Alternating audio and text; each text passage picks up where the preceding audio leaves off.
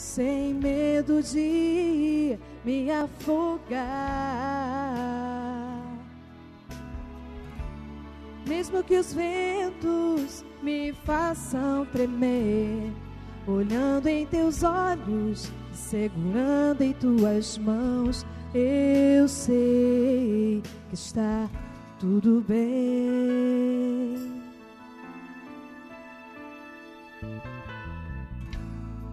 As ondas tentam me desesperar, me desacreditar. Oh, os ventos dizem que tudo isso é bobagem, e o que vale é a realidade.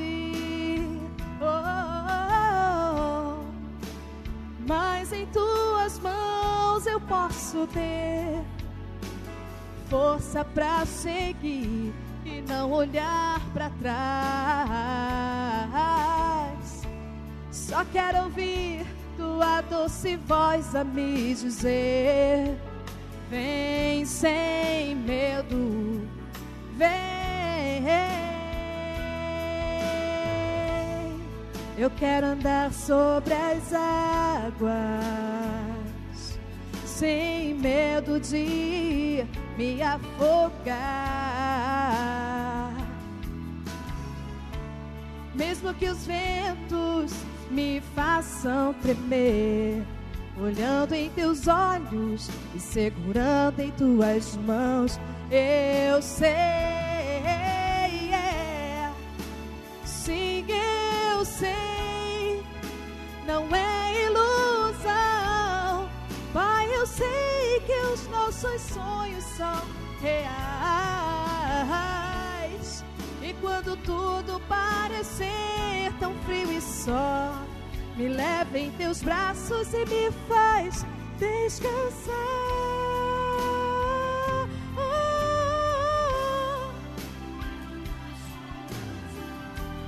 Eu quero andar sem medo de me afogar. Mesmo que os ventos me façam tremer, olhando em teus olhos e segurando em tuas mãos, eu sei que está tudo bem. Tudo bem. Eu quero andar sobre as águas.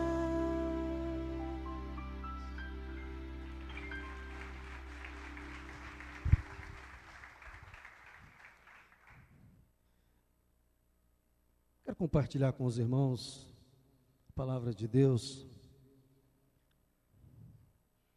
Eu não sou daqueles pregadores eloquentes, eu quase que converso enquanto prego, porque eu acredito que uma conversa franca, ela produz melhores resultados do que às vezes uma gritaria enfática. Não sei se estou errado ou certo, mas foi assim que eu aprendi, assim que eu tenho feito ao longo desses 30 anos. E eu quero pedir a ajuda do Espírito Santo, porque sem Ele não posso fazer nada que vale a pena. Pai, muito obrigado. Estou diante da Tua igreja, do Teu povo, e sempre com muito temor no coração, Senhor, porque eu sei que uma palavra bendita abençoa e uma palavra maldita acaba destruindo vidas. Por isso, Senhor, eu sinto o peso da responsabilidade cada vez que subo aqui para transmitir, Senhor, uma palavra de esperança, de fé, de transformação, de conserto, de salvação. Ajuda-me. Eu te peço isso em nome de Jesus. Amém. Eu quero começar esta noite falando a respeito dos duros discursos que Jesus fazia enquanto Ele estava conosco aqui.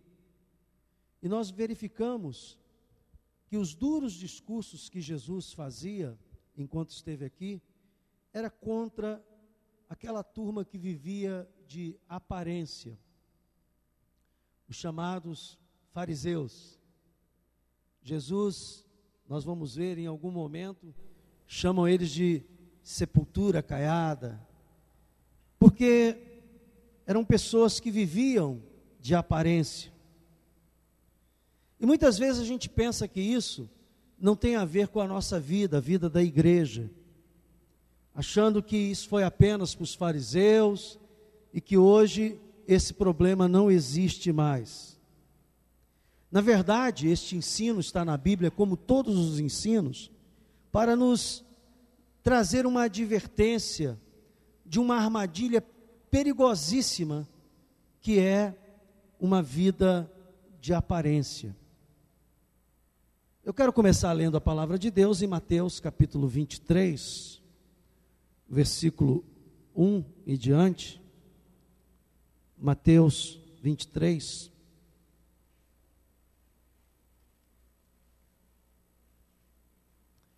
Onde tem a narrativa de um desses discursos duros que Jesus faz aos fariseus. Quantos acreditam que tudo que está na Bíblia é para nós? Eu creio. Não só as promessas de bênção, mas a palavra também de correção, de transformação, de sabedoria. Então diz assim, Mateus capítulo 23, a partir do versículo 28. Então falou Jesus às multidões e aos seus discípulos. Na cadeira de Moisés se assentaram, todo mundo comigo? Mateus capítulo 23, versículo 1 e diante. Eu falei 22? 28 é o último. Vocês aqui não entenderam. Desculpe, irmãos, perdão. A partir do versículo 1. Falha nossa. Então falou Jesus às multidões e aos seus discípulos. Na cadeira de Moisés se assentaram os escribas e os fariseus. Fazei e guardai, pois tudo quanto eles vos disserem, porém não os imiteis nas suas obras, porque dizem e o quê? E não fazem. Atam fardos pesados e difíceis de carregar, e os põem sobre os ombros dos homens. Entretanto, eles mesmos, nem com o dedo, querem movê-los. Praticam, porém, todas as suas obras, com o fim de serem vistos dos homens. Então, fazem tudo para mostrar uma certa aparência. Concorda comigo? Diga amém. Pois alargam os seus filactérios e alongam as suas franjas. Amam o primeiro lugar nos banquetes e as primeiras cadeiras nas sinagogas, as saudações nas praças e os serem chamados mestres pelos homens. Jesus diz assim, vós, porém, então está falando para nós, povo de Deus, diga amém, não sereis chamados mestres, porque um só é vosso mestre, e vós todos sois o quê? Por isso que eu digo, irmãos, eu tenho o título de pastor, mas na realidade eu sou apenas um irmão mais velho, e junto com vocês estou num processo de transformação e de mudança, amém? Estou falando isso porque às vezes o título de pastor tem provocado uma tirania tremenda dentro da igreja. Há pessoas que usam deste título para ser um tirano, e não é essa a previsão bíblica para quem ocupa a posição de pastor. Pelo contrário, a Bíblia diz que quem quiser ser o primeiro, que seja o último, e quem quiser ser servido, que sirva primeiro. Então, no reino de Deus, essa hierarquia que a gente vê nas organizações de igreja está totalmente errada. Totalmente, ao ponto de vista de Jesus, está totalmente errado. Para os fariseus está certo, mas para Jesus não. Você está entendendo o que eu estou falando? Diga amém. Não é que a gente vai desrespeitar os pastores, não é isso que eu estou falando. Eu estou dizendo que eu não posso usar desse título para ser um tirano, porque nós vemos muitas vezes isso acontecer dentro da igreja evangélica. Homens que usam o título pastoral para fazer uma verdadeira tirania de obrigações, quando na verdade todos nós somos irmãos, estamos num processo de transformação. É importante, eu não escuto muito essa pregação dos púlpitos, mas eu queria que existisse mais ensinamento sobre isso, para que as pessoas não tivessem nem medo do pastor, nem pavor do pastor, porque tem gente que não tem medo do diabo, mas tem medo do pastor, né? Porque o pastor às vezes é um tirano.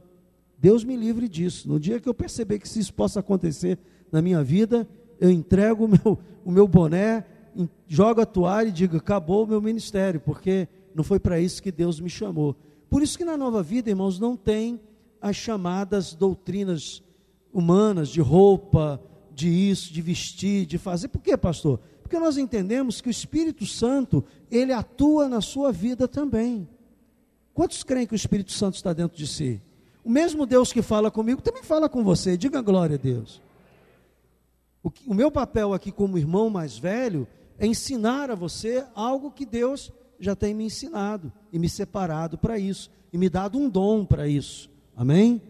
Então vamos lá, voltando aqui, parei em que versículo? 9. A ninguém sobre a terra chameis vosso Pai, porque só um é vosso Pai, aquele que está nos céus. Pai nosso que estás nos céus. Se você tem a frustração de não ter um pai exemplar, como eu também não tive, eu digo para você, o vosso Pai é Deus. Se você vive a frustração de não ter sido, talvez criado de uma maneira amorosa, por um pai amoroso, eu estou aqui para dizer a você esta noite, vosso Pai está nos céus. Amém? E não compare o seu pai com Deus, porque Deus é um Pai perfeito, é um Pai amoroso, Ele é o próprio amor, e Ele tem cuidado de nós. Digam glória a Deus. Versículo 10, nem sereis chamados guias, porque um só é o vosso guia, o Cristo, mas o maior dentre vós será o quê? Vosso servo. Quem a si mesmo se exalta será o quê? E quem a si mesmo se humilha? Ai de vós, escribas e fariseus, hipócritas, porque fechais o reino dos céus diante dos homens, pois vós não entrais e nem deixais entrar os que estão entrando. Ai de vós, escribas e fariseus, hipócritas, porque devorai as casas das viúvas, para o justificar, fazei longas orações, por isso sofrereis juízo muito mais severo. Tem gente que se esconde atrás de longas orações. Ai de vós, escribas e fariseus hipócritas, porque rodeais o mar e a terra para fazer um prosélito, e uma vez feito, o tornai filhos do inferno, 2 vezes mais do que vós. Ai de vós, guias de cego, que dizeis, quem jurar pelo santuário, isso é nada, mas se alguém jurar pelo ouro do santuário, fica obrigado pelo que jurou. Eu estou vendo tantas igrejas que pregam mais sobre o ouro do que sobre o santuário. Versículo 17, insensatos e cegos, pois qual é maior, o ouro ou o santuário que santifica o ouro? E dizeis, quem jurar pelo altar, isso nada, é nada. Quem porém jurar pela oferta que está sobre o altar, fica obrigado pelo que jurou. Cegos, pois qual é a maior, a oferta ou o altar que santifica a oferta? Portanto, quem jurar pelo altar, jura por ele e por tudo que sobre ele está. Quem jurar pelo santuário, jura por ele, por aquele que nele habita. E quem jurar pelo céu, jura pelo trono de Deus e por aquele que no trono está assentado. Ai de vós, escribas e fariseus, hipócritas, porque dais o dízimo da hortelã, do entro, do cominho, tendes negligenciado os preceitos mais importantes da lei, que são a justiça, a misericórdia e a fé. Devias, porém, fazer estas coisas, quer dizer, ser dizimista sobre tudo aquilo, mas também ser misericordioso, justo e usar a fé. Então ele diz, porém fazer estas coisas sem omitir aquela. Está dizendo Jesus, assim que vocês deveriam ser. Guias de cegos, coai o mosquito e engolis o camelo. Às vezes acusa um probleminha pequeno e às vezes está vivendo um problema muito maior. Ai de vós, escribas e fariseus, hipócritas, porque limpais o exterior do corpo e do prato, mas estes por dentro estão cheios de rapina, de roubo, de intemperança, de impaciência, de crítica. Fariseu cego, limpa primeiro o interior do copo, para que também o seu exterior fique limpo. Ai de vós, escribas e fariseus, hipócritas, porque sois semelhantes aos sepulcros caiados, que por fora se mostram belos, mas interiormente estão cheios de ossos, de mortos e de toda imundícia. Assim também, vós, exteriormente, pareceis o quê? Justos aos homens. Então estão vivendo de quê? De aparência. Mas por dentro está cheio de hipocrisia e de iniquidade. Irmãos, esse discurso é violento. Só de ler eu tremo e eu fico imaginando as pessoas escutando ao Senhor Jesus falando estas coisas tão claramente. E nós vivemos, irmãos, em tempos em que a sociedade valoriza extremamente a aparência. As pessoas valorizam extremamente a aparência do corpo. Não é à toa que as academias estão cheias.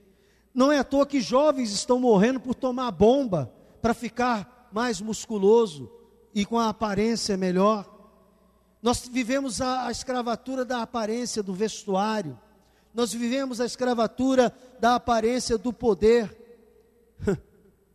As pessoas se passando pelo que não são. É aquela famosa carteirada. Você sabe com quem estou falando? Né? Essa é a aparência do poder. Eis a razão porque existe uma geração inteira, o que eu vou falar aqui é muito sério. Nós estamos vivendo um momento que há uma geração inteira cheia de incertezas, cheia de frustrações, de falta de conteúdo. Nós vivemos uma geração que não tem conteúdo, vive de aparência. Falta de referências verdadeiras. Por quê? Porque este assunto que Jesus está falando aqui, a vida de aparência, se propalou e se propagou de uma maneira tal que o mundo valoriza esta vida de aparência, irmãos.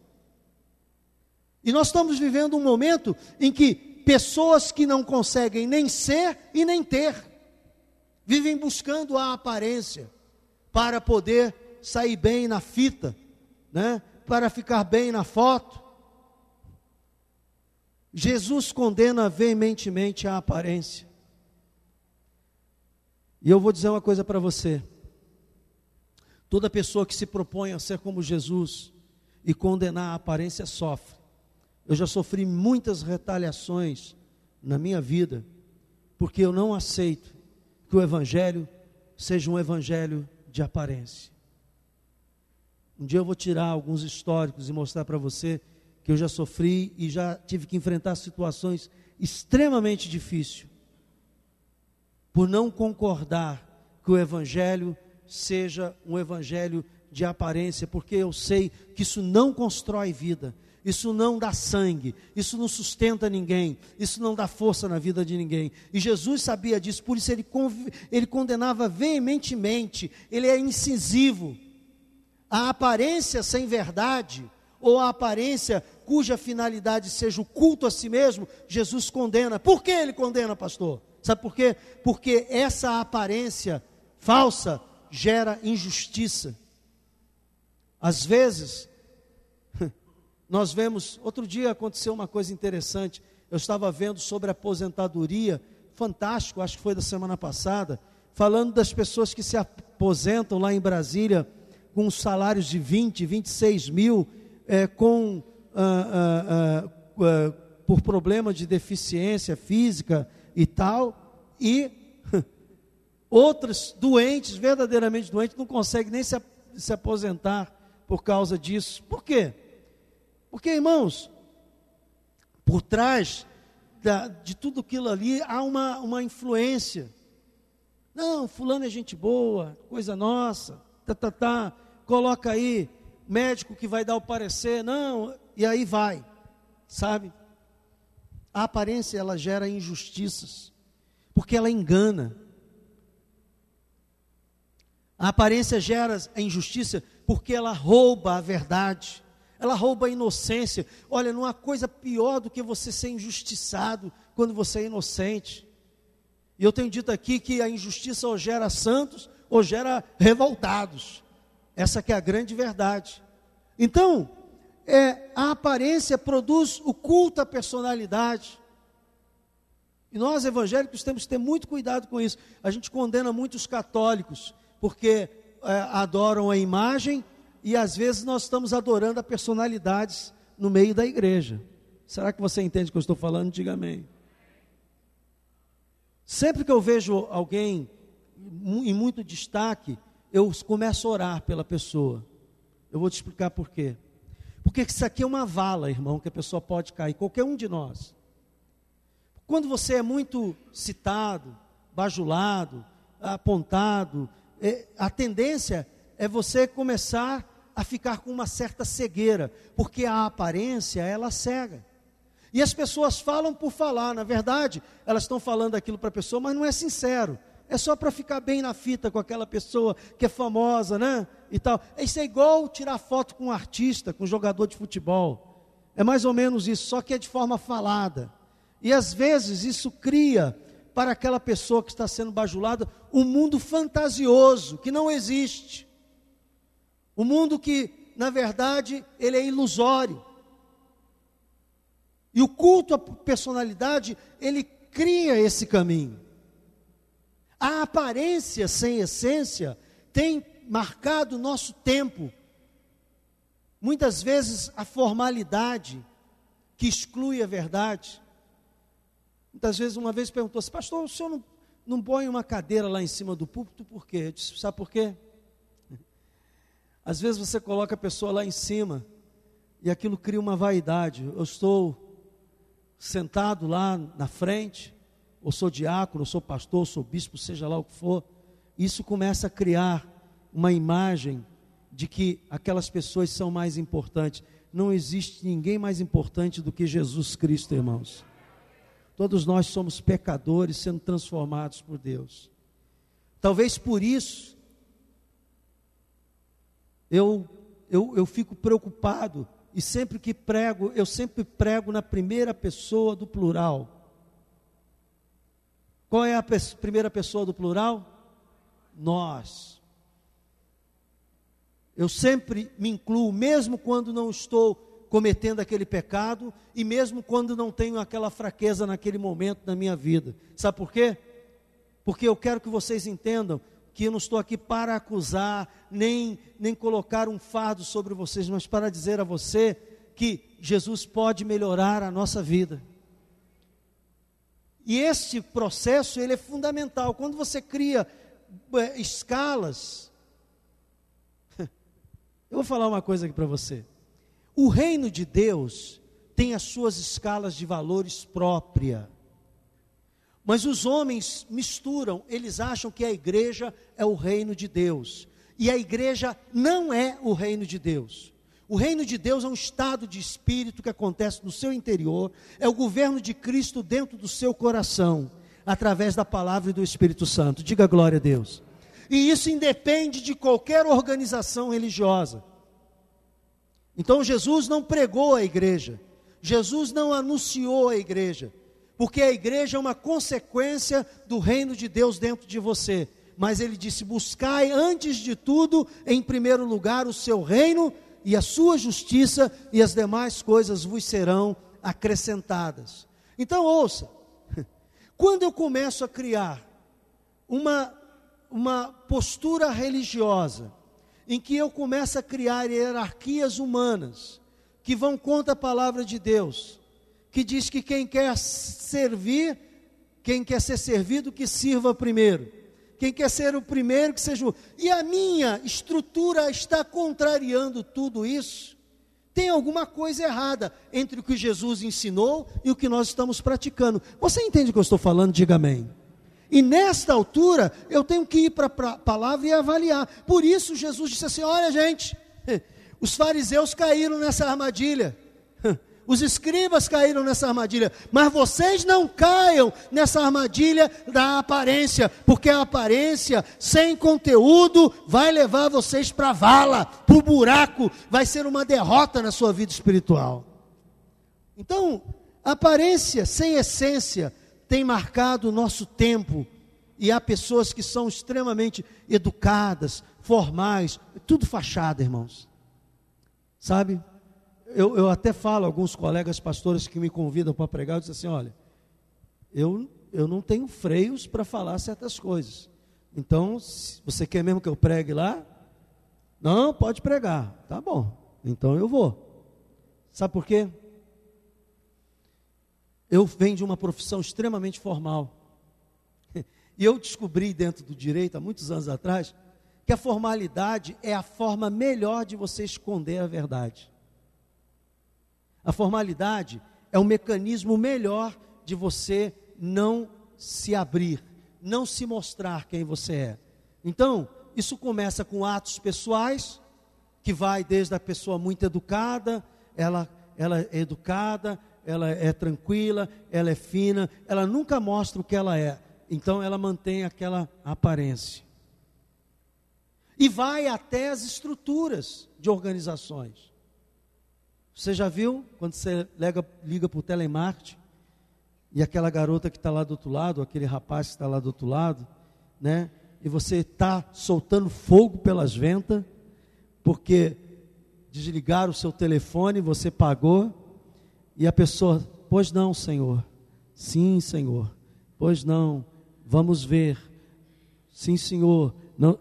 Dá uma hora que dá uma agonia, porque aquilo ali é um treino que eles recebem para justamente manter a formalidade, a aparência de um bom atendimento. No final não resolve nada para você. No final não traz solução nenhuma. Então, isso é uma técnica que é usada pelas corporações, que é usada inclusive no direito, que é usada pelas autoridades. Por que alguns políticos não falam em público sem está estritamente preso à sua fala? Porque ele sabe que se ele falar alguma coisa milimetricamente ali fora, aquilo vai gerar problema. Então ele vai e lê aquilo formalmente. Você já viu quando uma pessoa está na berlinda e vai ser entrevistada, ela manda alguém fazer uma leitura formal, os órgãos do governo. Recentemente a Caixa Econômica cometeu um erro aí, esse negócio de Bolsa Família, e foi um erro da Caixa Econômica. Aí alguém disse: a oposição. Aí foram entrevistar alguém da Caixa, não aparece ninguém. Quando o problema é uma falha do governo, do Estado, cadê o governador para falar em nome do Estado? Ou ele manda uma bucha, sabe o que é uma bucha, né? É aquele cara que ele quer descartar do governo, vai lá e fala. Mas quando o negócio é bom, ele faz que não, sai para lá, porque a vez é minha, aí ele fala, porque aquilo vai render votos. Tudo é aparência, irmãos. Nós vivemos num mundo superficial, de aparência. Por quê? Porque a aparência, ela é a forma melhor que o mundo achou para viver. E há pessoas, às vezes, na igreja, se deixando levar por isso.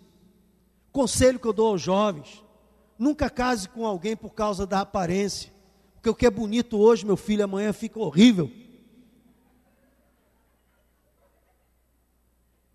Sabe, o cara casa com aquela garota um avião, Boeing 747. E tem homem, minha esposa me alertou isso, tem homem que namora a mulher bonita, não é porque ele gosta não, é só para mostrar para os outros que ele tem capacidade. É uma besta. Porque vai casar com aquilo ali, e depois, quando você não tiver mais dinheiro, vai embora. Ou, na primeira vez que abrir a boca para falar algo que tenha conteúdo, vai falar besteira. Mas por que isso? Não, fulano é saradão. Saradão que fala bobagem, não sabe conjugar um verbo no presente nem no futuro. Falando sério, irmãos. Nós estamos vendo uma geração sem conteúdo. Vai na internet, você vai ver a linguagem que está sendo usada. Tudo abreviado. Aí vai para a prova do Enem e não consegue escrever uma palavra. E ainda vai escrever igual escreve na internet. Não leva 2-0 porque não pode, só tem um. Senão levava 2. É o culto da aparência. Culto da aparência. Então, a aparência faz a pessoa pensar assim, preste atenção. Eu quero ser assim, mas na verdade eu sou assado. É aí que define a aparência. Como é que eu sei que estou vivendo de aparência? É quando eu penso que sou uma pessoa e na realidade eu sou outra. Eu sempre, quando vejo esses homens em destaque, eu pergunto assim: eu queria conviver com eles só 30 dias, dia e noite. Aí eu ia saber se era verdade aquilo. Como não posso, eu confio que são e oro para que Deus abençoe. Mas irmãos, ouça o que eu vou falar para você: não existe ninguém perfeito. E se alguém se apresenta perfeito, pode saber que vai dar zebra. O que fazer para não ceder essa tirania da aparência? O que fazer para não ceder aos aplausos de reconhecimento em público de algo que aparentemente é bom? O que fazer para suprir essa carência de reconhecimento? Porque é essa carência de reconhecimento que nos leva a querer ser o que nós não somos. O que nos faz ceder à tirania da aparência? Eu quero dizer para você, esta noite, que se você construir uma vida de aparência, ela não vai resistir às crises. Porque tem um dia que Jesus disse que a chuva vem, e aquele que constrói a sua casa, não em cima da rocha, da verdade, que é Jesus, ela é arrastada. Tem um dia em que você não pode mais ficar maquiando as situações. Eu queria ler esse texto, porque esse texto é um alerta contra a aparência. Mateus 7, 24, volta aqui um pouquinho sua Bíblia. Mateus 7, 24.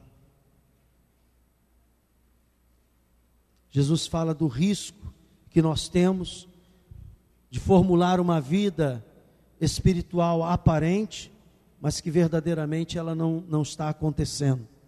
Ele diz assim, Mateus capítulo 7, versículo 24. Todo aquele, pois, que ouve estas minhas palavras, e as pratica, será comparado a um homem que prudente, que faz o quê? E caiu a chuva, e transbordaram os rios, sopraram os ventos, deram com ímpeto contra aquela casa, que não caiu. Por quê? E ele fala também da outra casa. E todo aquele que ouve estas minhas palavras e não as pratica será comparado a um homem insensato que edificou a sua casa sobre a areia. E caiu a chuva, e transbordaram os rios, e sopraram os ventos, e deram com ímpeto contra aquela casa, e ela desabou, sendo grande a sua ruína. Gente, a aparência passa, mas a verdade permanece.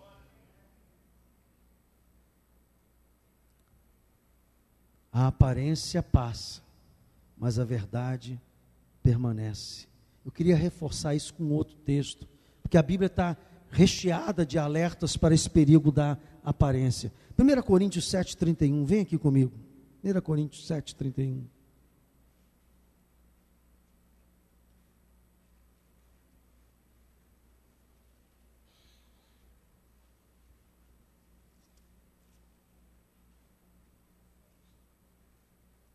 Olha o que a Bíblia diz, o que a gente tem que fazer.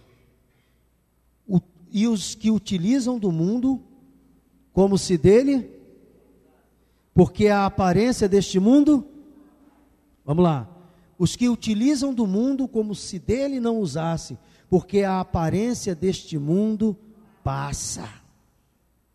A Bíblia está dando um conselho aqui, e dentro desse conselho ela está falando, olha, cuidado com a aparência deste mundo, use deste mundo, você está no mundo, você não é só espírito, você não é só alma, mas não ponha sua confiança no mundo, porque passa, a juventude passa, o dinheiro não vai poder te sustentar em tudo, as coisas passam, há um momento em que você terá que estar tão somente apoiado na verdade, na palavra de Deus e confiar tão somente nela. Então, Deus não aceita a aparência de homens. Olha só, Gálatas 2:6, vem aqui comigo em Gálatas capítulo 2, versículo 6, falando sobre que Deus não aceita uma vida de aparência.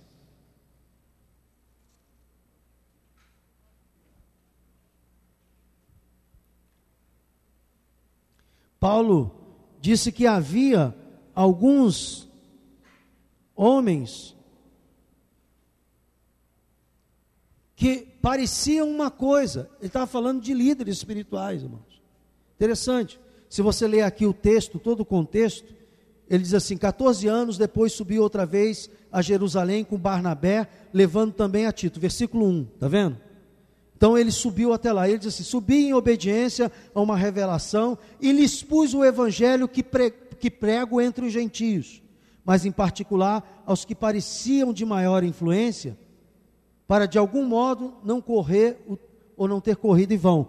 Então ele tinha notícias que havia muitos líderes, apóstolos lá em Jerusalém, e ele foi dar uma satisfação do trabalho que ele estava fazendo nas cidades aonde ele estava pregando o evangelho. Versículo 3, contudo, nem mesmo Tito, que estava comigo, sendo grego, foi constrangido a circuncidar-se. E isto por causa dos falsos irmãos, que se entremeteram com o fim de espreitar nossa liberdade, que temos em Cristo Jesus, e reduzir-nos à escravidão. Porque os judeus achavam que para ser cristão, antes de ser cristão, tinham que se submeter a todo o rito mosaico, a toda a lei mosaica naquela época. E versículo 5, ele diz assim, os quais nem ainda por uma hora nos submetemos, para que a verdade do evangelho não permanecesse entre vós. Paulo não aceitava que o evangelho fosse um evangelho de aparência. Ele disse, nem por uma hora. O pessoal começou a abrir a boca e falar, e disse, não, peraí. E aí ele vem, justamente aqui no versículo 6, e diz isso. E quanto àqueles que pareciam ser de maior influência, quais têm sido outrora, não me interessa, Deus não aceita o quê? Esses, digo, que me pareciam ser alguma coisa, de nada me acrescentaram. Como viver, pastor, sem cair nessa armadilha, nessa tirania da aparência? Jesus não julgava as situações por aparência. Aliás, a Bíblia diz que ele é o reto juiz, que ele julga as situações muito mais que a aparência. O que a palavra diz? A palavra diz que tudo que nós fazemos tem que primeiro ser julgado pela palavra. Eu não posso julgar os atos dos homens, mas a palavra de Deus pode. Então eu tenho que avaliar as palavras. Depois, eu tenho que ter uma coisa que todo crente deveria ter, o dom que não pode faltar, chama-se discernimento de espírito. Eu com a palavra e com o Espírito Santo, eu discerno se uma coisa é aparente ou se uma coisa é verdadeira. Sabe disso? Eu converso com as pessoas e logo conversando com as pessoas eu sei quando elas estão falando a verdade ou a mentira. Pastor, por quê? O senhor tem um espírito de adivinhação? Não. Porque há um discernimento, irmãos. Há um discernimento. Deus te dá essa capacidade. E por que eu tenho que me preocupar com discernir a aparência? Porque o que nos leva a uma vida de aparência é porque nós acreditamos às vezes que algo que parece ser verdadeiro e não é. Para não sofrer na sua própria pele com o desmoronamento do seu mundo que possa ser criado em cima de uma aparência fabricada. Por que eu tenho que ter essa preocupação? Para não sofrer com decisões erradas causadas pela aparência. Eu estou tomando uma decisão pela aparência que lhe foi vendida de outrem. Quantas pessoas são enganadas pelos 171 da vida aí, que a pessoa vende uma aparência daquilo que não é. Para continuar vivendo a justiça e gozo do reino de Deus e a paz do reino de Deus, eu tenho que escapulir dessa armadilha de aparência. E eu quero terminar dizendo a você o seguinte: há fases na nossa vida em que a gente acha que precisa de determinadas coisas. E eu creio que há fase da nossa vida que a gente precisa realmente de determinadas coisas. Mas não a qualquer preço. Irmãos, eu conheço gente que se casou para manter as aparências. Eu conheço gente que se formou na faculdade, gastou 4, 5, 6 anos na faculdade para manter as aparências. Eu conheço gente que não consegue subir na vida profissional porque se apresentou como um profissional que verdadeiramente não é. Eu quero dizer a você que se você precisa mudar a sua vida, não é pelo caminho da aparência, é pelo caminho da honestidade, da verdade. E às vezes você tem que ir diante do espelho da alma, que é a palavra de Deus. Olhar diante da palavra e olhar e dizer assim: é isso que eu estou realmente praticando e realizando na minha vida? E se a resposta for não, não é isto, então você tem que corrigir os rumos da sua vida, mudar. Culto eu falo aqui muitas coisas a respeito de prática da palavra de Deus. Por quê, pastor?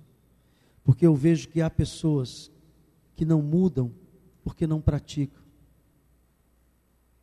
As fases da sua vida vai mudar, ou irão mudar, todas as vezes que você encarar com fé a palavra de Deus, e assumir por fé posturas da palavra de Deus. E assumir por fé não é assumir só com a palavra, é se posicionar. Então Deus vai saber que você está levando a palavra dele a sério. Deus só sabe que você está levando a palavra dele a sério quando você resolve abandonar a brincadeira de ser crente, a religião evangélica, quando você entende que você foi chamado a ser filho de Deus e se posicionar dentro da palavra de Deus. Você não pode evitar que as pessoas ao seu lado vivam de aparência, mas você pode evitar que você viva dessa aparência. Não é fácil, não é simples, a nossa tendência é se proteger. Eu estava comentando hoje com os diáconos, alguns anos atrás, uns 20 anos atrás, alguns, hein? Eu preguei uma mensagem chamada $3 de Deus. Sabe o que é $3 de Deus? É aquelas pessoas que querem um pouco de Deus apenas para justificar que não é ateu. $3 de Deus é aquela pessoa que diz assim: eu quero um pouco de Deus para dizer que eu tenho uma religião. Eu quero só um pouco de Deus para dizer que eu não sou um incrédulo. Eu quero só um pouco de Deus para justificar de alguma forma a minha realidade. Mas ela nunca cai dentro para buscar a profundidade de Deus, numa entrega honesta, sincera, uma conversão nos padrões que a Bíblia diz, de morrer o velho homem e deixar nascer e crescer dentro de você a nova criatura. Então essa pessoa, ela vive na periferia de Deus. Ela quer $3 de Deus, o suficiente só para ir para o céu. Cuidado que esse dinheiro não dá para comprar muita coisa.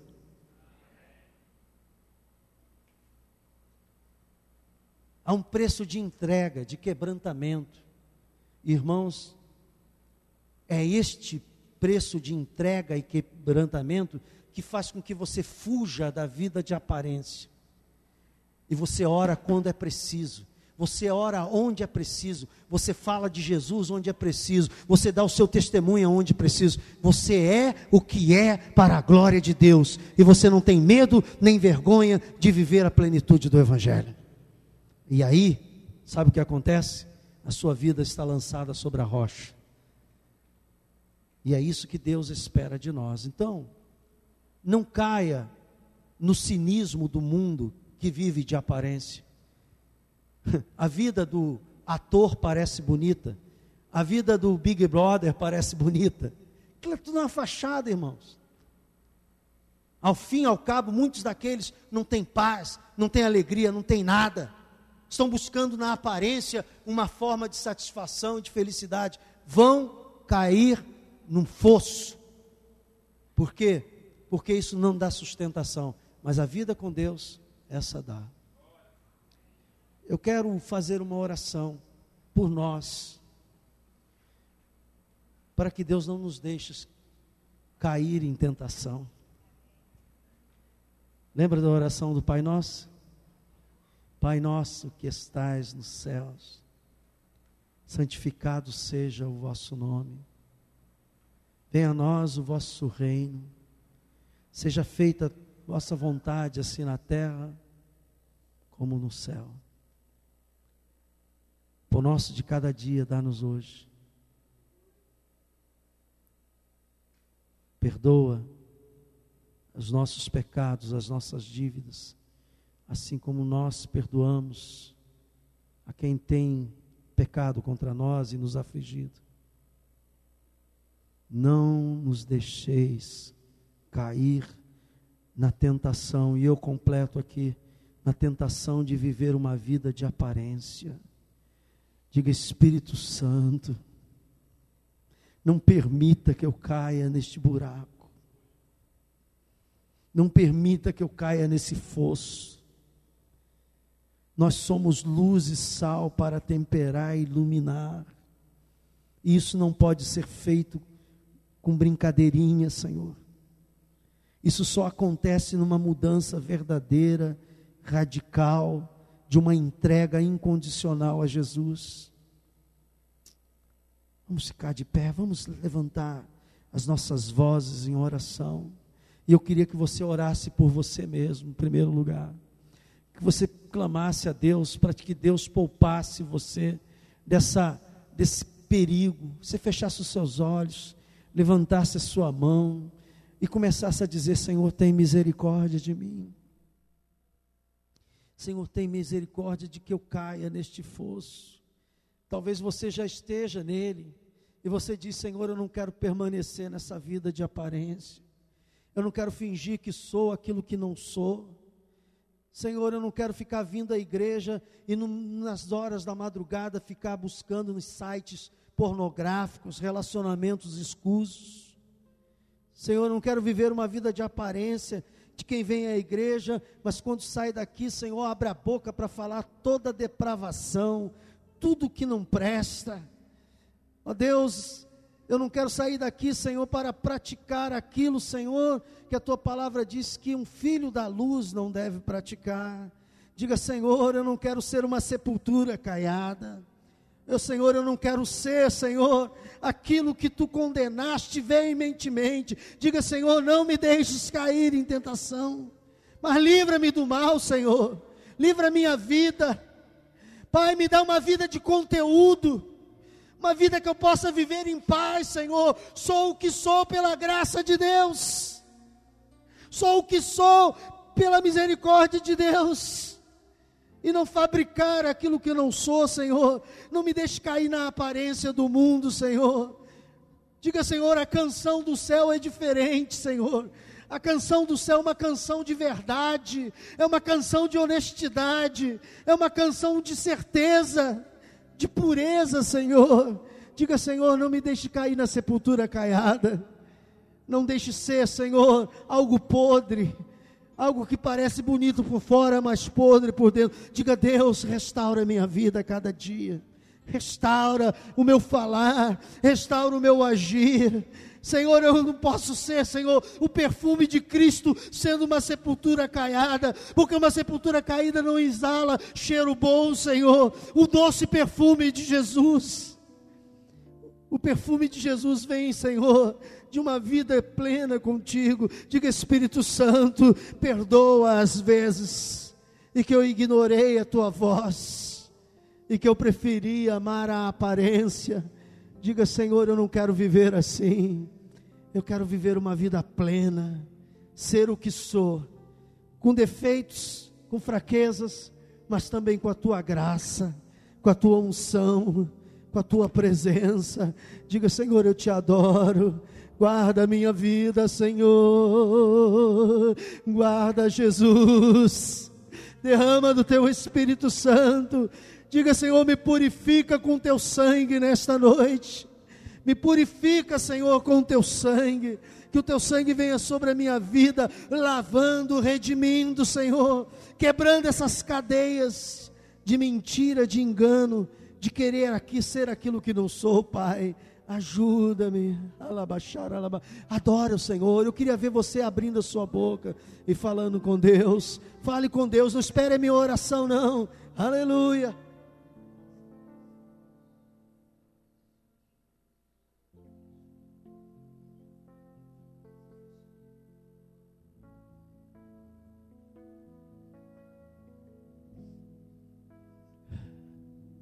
Eu quero cantar, para terminar essa canção, o Espírito Santo.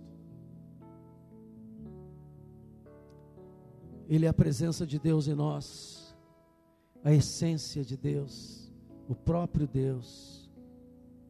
Aleluia. Santo Espírito, eu também vou te adorar,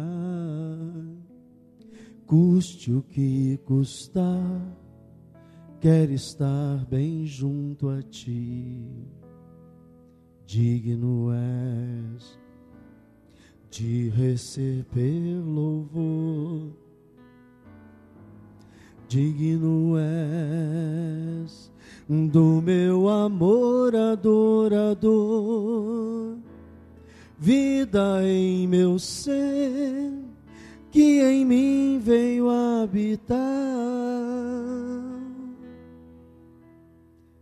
Dono do querer, consagrado a ti eu sou. Diga isso.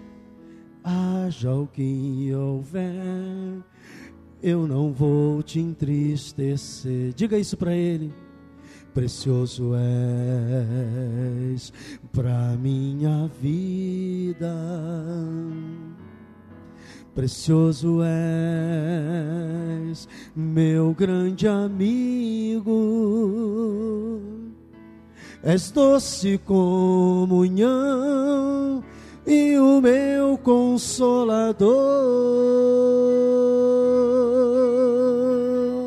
Pois apesar de não falar por mim mesmo, diga isso, quero declarar, Senhor, quero declarar que te amo, és quem me ensina e me guia toda a verdade, e quem me leva a adorar e a glorificar ao Rei Jesus. Dono do querer, dono do querer, só vocês.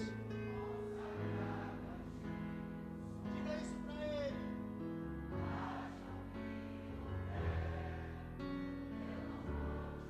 Entristecer, precioso és pra minha vida,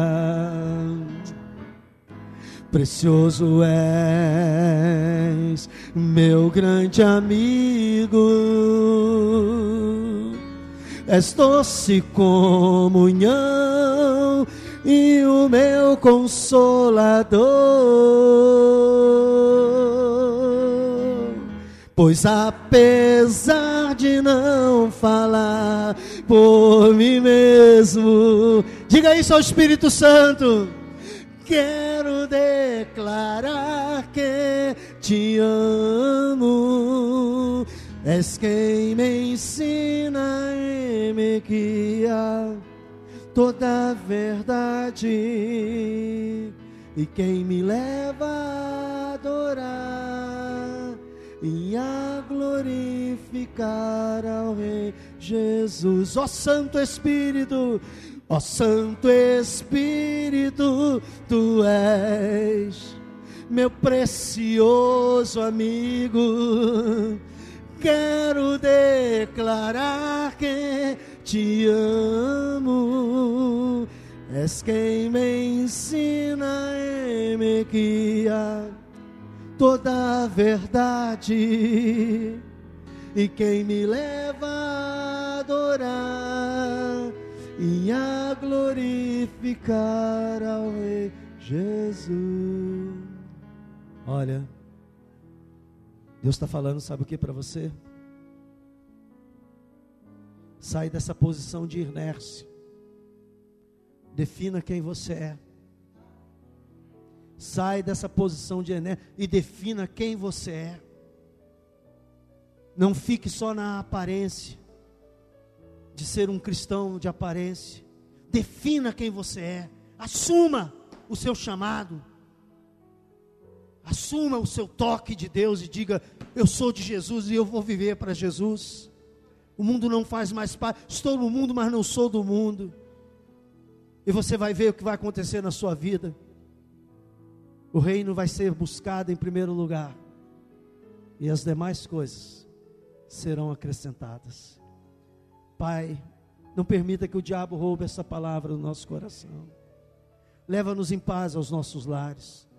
Preserva a palavra da vida dentro de nós, e que nós possamos ter uma semana vitoriosa, não vivendo de aparência, Senhor, mas vivendo como filhos do Rei, como príncipes e princesas, assumindo a nossa posição no mundo como sal para temperar e luz para iluminar, não caindo nas armadilhas que o diabo prepara para nós, Senhor. Nos dá uma semana vitoriosa, em nome de Jesus, e que todo o povo de Deus diga amém e amém.